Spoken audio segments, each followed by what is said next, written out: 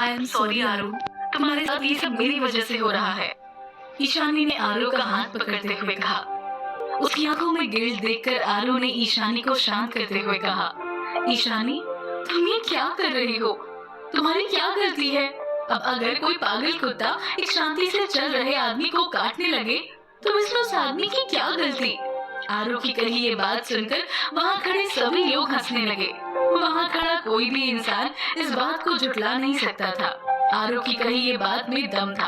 अगले ही पल आरू ने विद्या की तरफ घूर कर देखा और कहा, अगर सच में इस प्रतियोगिता की ऑर्गेनाइजिंग कमेटी विद्या की गलत कामों का साथ दे रही है तो मुझे इस प्रतियोगिता में हिस्सा लेने का कोई मतलब नजर नहीं आता। ये तो हमारे जैसे सभी पार्टिसिपेंट्स के साथ की जा रही चीटिंग है। अगर आप धोखा दे रहे हैं तो मैं इस प्रतियोगिता से पीछे हट रही हूँ। किसी को भी आरू की इस बात में कुछ भी गलत नहीं लगा। एक एक करके हर कोई अपना विरोध दर्शाने लगा। मैं भी इस कंपटीशन से क्विट करती हूँ, एक लड़की ने कहा। उसकी बात सुनकर किसी और ने कहा, आप हम सबको धोखे में रख रहे हैं। मुझे इस प्रतियोगिता की ऑथेंटिसिटी पर बिल्कुल भी यकीन नहीं है। मैं क्विट करता हूँ। आगे एक एक करके हर कोई अपनी क्विट करने का अनाउंसमेंट करने लगा। वहीं सभी इस तरीके से ईशानी को अपना सपोर्ट दिखा रहे थे। ये जानकर ईशानी मन ही मन खुश हो गई। फिर आरू ने उसका हाथ पकड़ा और उसे कैंटीन के बाहर ले गई। कुछ देर के बाद वो लोग ऑर्गेनाइजिंग कमेटी के साथ उस कैंटीन के एक ऑफिस में थे। विद्या बहुत बेफिक्र अंदाज में एक सोफे पर बैठी हुई थी। जैसे ही उसने ईशानी की तरफ देखा, उसकी आंखों में नफरत उतर आई। मगर आरू वहाँ उसकी दोस्त का साथ देने के लिए ही तो आई थी। आरू ने ईशानी का हाथ पकड़ा और उसके साथ सोफे पर बैठते हुए बोली, आप सीसीटीवी कैमरे की फुटेज चेक कर लीजिए। अगर उसमें मैंने या ईशानी ने ऐसी कोई भी हरकत की हो जिससे हमने इस प्रतियोगिता के नियम तोड़े हैं, तो हम खुद ब खुद इस प्रतियोगिता से अपना नाम काट लेंगे। आरू के बात करने के अंदाज में एक तरह का कॉन्फिडेंस था। जब सभी आरू की तरफ देख रहे थे, अचानक से वहाँ खड़े एक मेंबर का फोन बजने लगा। जब उसने स्क्रीन पर एक जाना पहचाना नाम फ्लैश होते हुए देखा, वो घबराहट के मारे कमरे से बाहर चला गया। कुछ देर के बाद वो फोन पर बात करके अंदर आया। उसने सबकी तरफ देखकर कहा, इन्वेस्टिगेशन का रिजल्ट आ गया है। उसकी कही ये बात सुनकर विद्या ईशानी की तरफ एक शैतानी मुस्कान के साथ देख रही थी। विद्या ने मन ही मन कहा, मेरे मॉम डैड मुझे किसी भी मुश्किल में देख नहीं सकते जब तक मेरे मॉम डैड मेरे साथ है। ईशानी तुम तो गई काम से। जहाँ एक तरफ विद्या पूरे कॉन्फिडेंस में थी, उस मेंबर की कही अगली बात सुनकर विद्या के पैरों तले जमीन ही सरक गई। उस मेंबर ने इन्वेस्टिगेशन का खुलासा करते हुए कहा, प्रतियोगिता के बाकी पार्टिसिपेंट्स पर हाथ उठाने की गलती के लिए पनिशमेंट के तौर पर विद्या मित्तल के 20 पॉइंट्स काटे जाते हैं।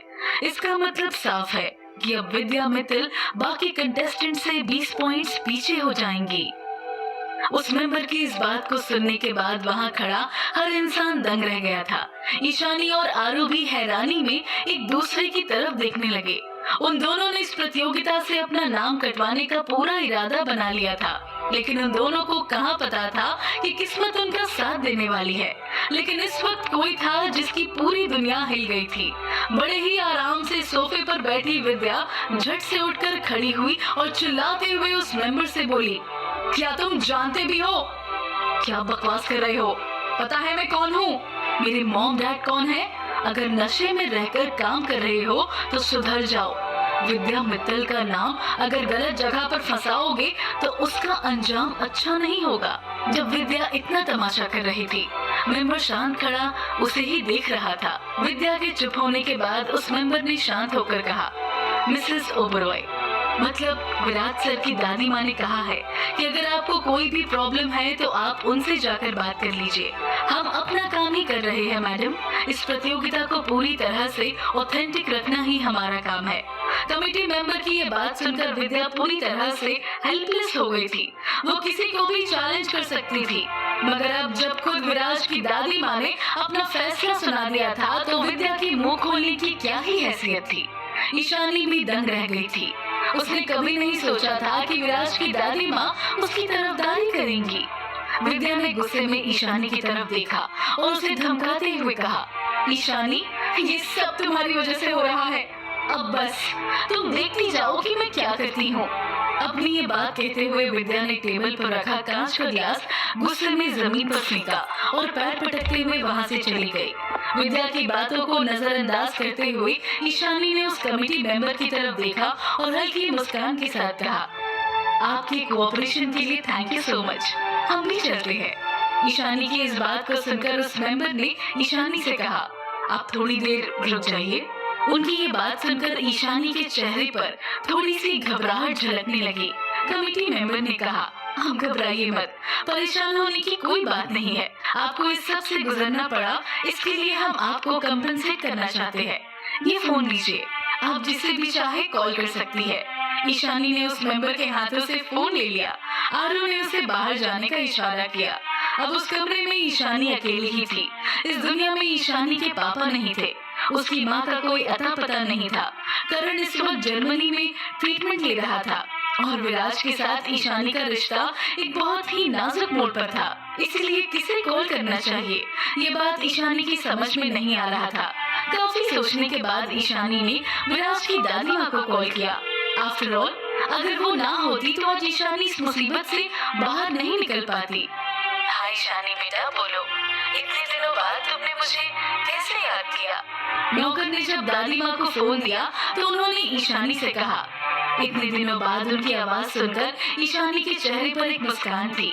अब तक ईशानी को लगता था कि दादी माँ भी उसे नापसंद करती थी, मगर आज उन्होंने ईशानी की मदद करने के लिए जो भी किया था उसे ईशानी जिंदगी भर नहीं भूलने वाली थी। दादी माँ, असल में आज के लिए बहुत शुक्रिया। प्रतियोगिता मेरे लिए बहुत मायने रखती है। अगर आपने सच सामने लाने में मेरी मदद नहीं की होती तो शायद मैं इस प्रतियोगिता में आगे नहीं बढ़ पाती। आपकी फिक्र और प्यार के लिए बहुत बहुत शुक्रिया। ईशानी की कही ये बात सुनकर दादी माँ के चेहरे पर एक प्यारी सी मुस्कान आ गई। इतनी उम्र के तजुर्बे के बाद वो इंसानों को परखना जानती थी। दादी माँ ये बात आंखें बंद करके भी बता सकती थी कि ईशानी समझदार और सेंसिबल लड़की है। उन्होंने ईशानी से कहा, जब तक मैं जिंदा हूँ, ओबरॉय खानदान में कोई भी तुमसे तुम्हारी जगह नहीं छीन सकता। बस जल्दी से मुझे मेरा परपोता या परपोती दे दो। और हाँ, प्रतियोगिता खत्म होने के बाद घर वापस आ जाओ।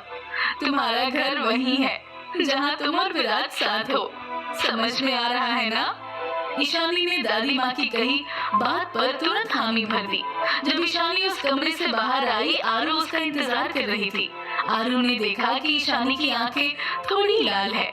बिना किसी सवाल के आरू ने ईशानी को गले लगा लिया। आरू, मैंने दादी माँ को थैंक्स कहने के लिए कॉल किया। अगर वो नहीं होती तो आज हम यहाँ नहीं होते ना।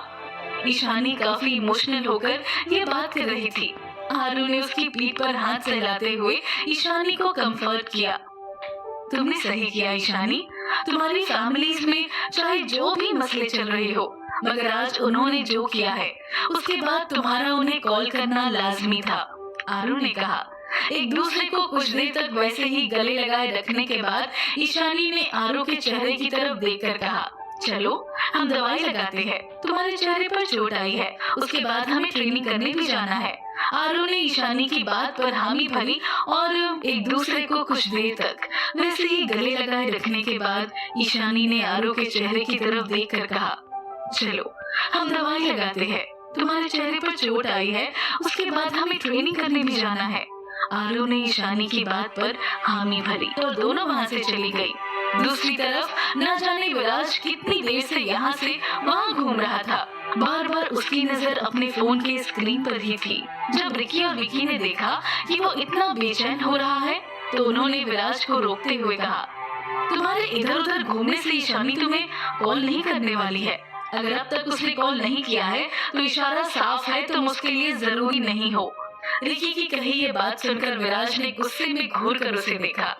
विकी विराज को समझाते हुए बोला, विराज, उसने जरूर दादी माँ को कॉल किया होगा। वैसे भी ये पूरा मैटर दादी माँ ने ही सॉल्व किया है। विकी की बात में लॉजिक था। विराज फिर भी जिद पर अड़ा हुआ था, मगर दादी माँ को कॉल करने के बाद भी वो मुझे तो याद कर सकती थी ना। विराज के सवाल का जवाब देते हुए अब तक शांत बैठे रोहित ने कहा, क्योंकि उसे नहीं पता कि आज जो भी हुआ उससे तुम्हारा कोई भी लेना देना है। अगर तुम्हें ईशानी के लिए अपना सपोर्ट जाहिर करना ही था तो तुमने सबके सामने जाकर उसकी साइड क्यों नहीं ली? रोहित की यह बात सुनकर विराज शांत हो गया। उसने जवाब में कहा, क्योंकि अगर मैं सबके सामने जाकर ईशानी की तरफदारी करूंगा तो ये बात ऐसी ही हो जाएगी कि मैं अपने मॉम डैड के खिलाफ जा रहा हूँ। जब मुझे इस बात का पता लगा कि मॉम ने इस प्रतियोगिता में इंटरफेयर करने की कोशिश की है, तो मेरे पास दादी माँ की मदद लेने के अलावा कोई दूसरा रास्ता नहीं था। विराज की इस बात को सुनकर रोहित ने कहा, तो फिर अब तुम ये शिकायत करना बंद करो कि अब तक ईशानी ने तुम्हें कॉल क्यों नहीं किया, क्यों ना हम उनका मैच देखने जाए। रोहित का ये सवाल सुनकर विराज ने तुरंत मना कर दिया, बिल्कुल नहीं, आज मुझे कुछ और जरूरी काम है। विराज की इस बात को सुनकर रिकी, विकी और रोहित ने सवालिया नजरों से उसकी तरफ देखा। विराज ने आगे एक्सप्लेन करते हुए कहा, क्या तुम सबको इन्फिनिटी मर्जर के बारे में याद है? पिछले साल हर किसी के होंठों पर वही खबर थी। विराज के सवाल को सुनकर रोहित के चेहरे का रंग पूरी तरह से बदल गया। वो बोला, हाँ मुझे याद है, इन्फिनिटी एक वही कंपनी है जिसने बहुत ही कम समय में इंडियन मार्केट की बहुत बड़ी बड़ी कंपनीज को टेक ओवर कर लिया था। उस कंपनी का मालिक कौन है, कौन उसे लीड कर रहा है, ये सब जानकारी बहुत ही खुफिया तरीके में रखी हुई है।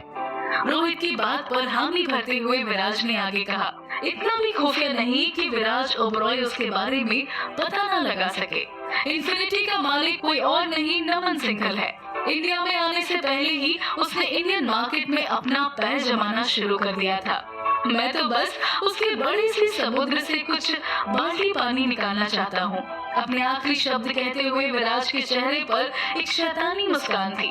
वो इंडियन बिजनेस मार्केट का बेताज बादशाह था, और अब जब उसने इन्फिनिटी पर अपनी नजर गड़ा ली थी तो नमन सिंघल को विराज से कौन ही बचा सकता था। मेरी बीवी मुझसे थोड़ी नाराज है, जल्द से जल्द मुझे उसे खुश करना है, विराज ने कहा और मिस्टीरियस स्माइल के साथ अपने दोस्तों को देखने लगा। ईशानी और आरू कुछ दिन प्रतियोगिता के स्पोर्ट्स मैचेस में बिजी थे। इन दिनों में टीम के सभी मेंबर्स एक दूसरे को अच्छे से जान चुके थे। इसी बात का फायदा उठाकर प्रतियोगिता के कोऑर्डिनेट ने उन सबको सेमीफाइनल्स का टास्क दिया। हर टीम को एक ऐसा डिजाइन बनाना था जो उन सभी का अब तक का सबसे बेस्ट डिजाइन होने वाला था। ऐसा डिजाइन जिस पर हर किसी को यकीन हो।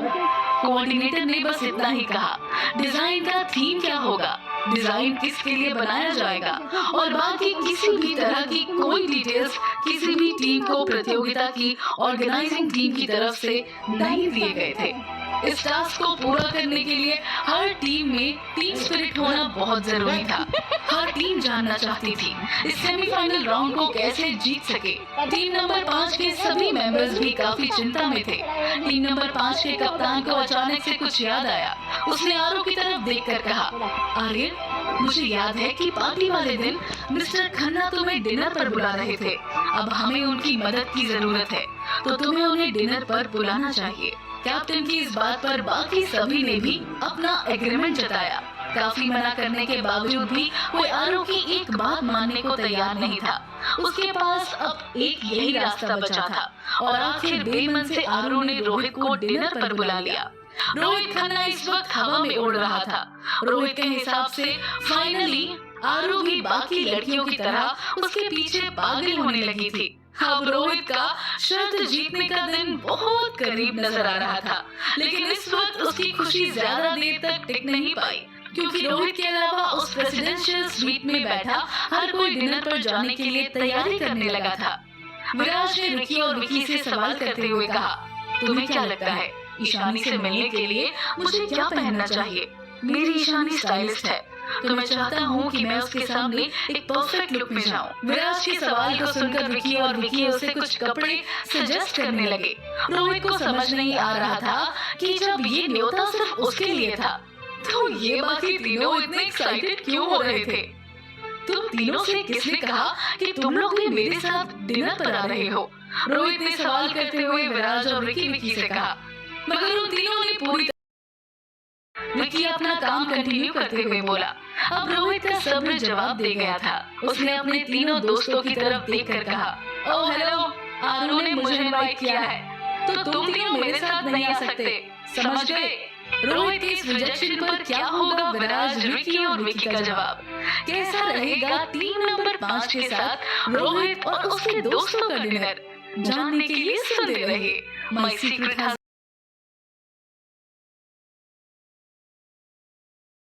ये स्टोरी लेके आई हूँ my secret husband. Latest episode है। अगर आपको ये एपिसोड अच्छा लगे तो प्लीज़ मेरे चैनल को लाइक एंड सब्सक्राइब कीजिए और इसके ताकि हमारी मोटिवेशन बनी रहे। Please thank you for watching. Bye bye everyone.